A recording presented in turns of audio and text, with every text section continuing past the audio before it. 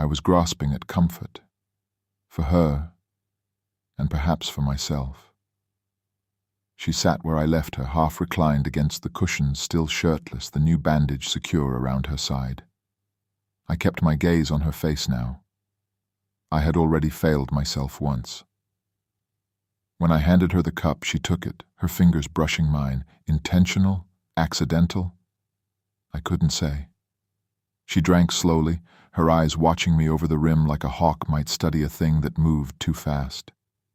Then she asked it, quietly, but not without weight. "Why do you look, but do nothing?" Her voice was calm, curious, not wounded, not angry, not playful, but direct. The words settled like a stone in my chest. I sat down across from her, forcing myself to meet her eyes.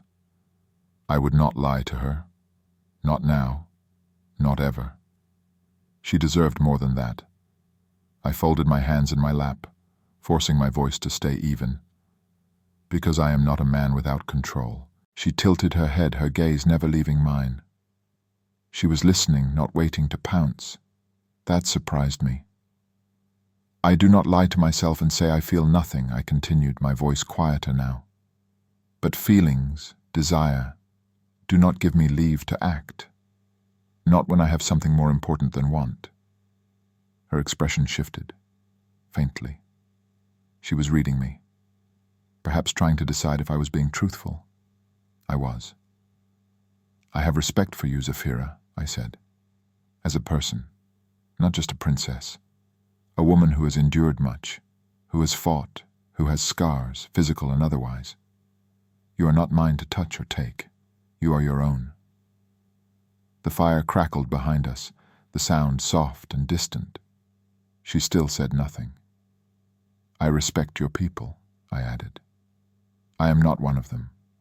I was not born to these lands. I haven't earned their favor or trust. Who am I to presume I could be their prince? Their king?" I exhaled sharply through my nose. "And your father. He entrusted me with your safety. I would not betray that. His rules, his kingdom, they are not mine to bend for my own sake. If I ever want more, it must be earned, not stolen, never taken, never assumed." Her gaze was so steady it threatened to undo me. Still, she did not interrupt. "I will not touch you unless it is what you want," I finished, softer now. "And even then, I will weigh the cost. Because I may want you, Zafira, but I want your respect more." She studied me for a long while after that. She didn't pull the blanket up over her chest. She didn't move to hide or flirt. Instead, she held my gaze as if weighing something inside herself.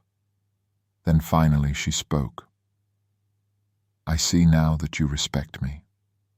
Just that, simple, certain. I nodded, her lips curved slightly, not a smile, not a smirk, something private, a piece of knowledge accepted, tucked away. "And I like that," she added, and took another sip from the cup. That was all she said, but in her eyes, I saw something shift. Not possession, not command, but something rarer still. Trust, and God's help me. I would do anything to be worthy of it. Once her drink was finished, she stood, put her crop top on, smiled at me, and with a breath of laughter she turned, walking toward the arched doorway where the desert light spilled in. Her usual attire was back, black silk and gold, swaying around her hips like smoke. She paused just before leaving and glanced back over her shoulder.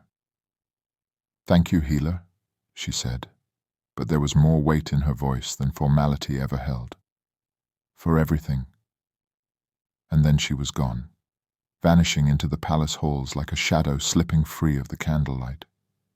But she left something behind in the room, the echo of her scent, the heat of her gaze, the weight of her scar on me.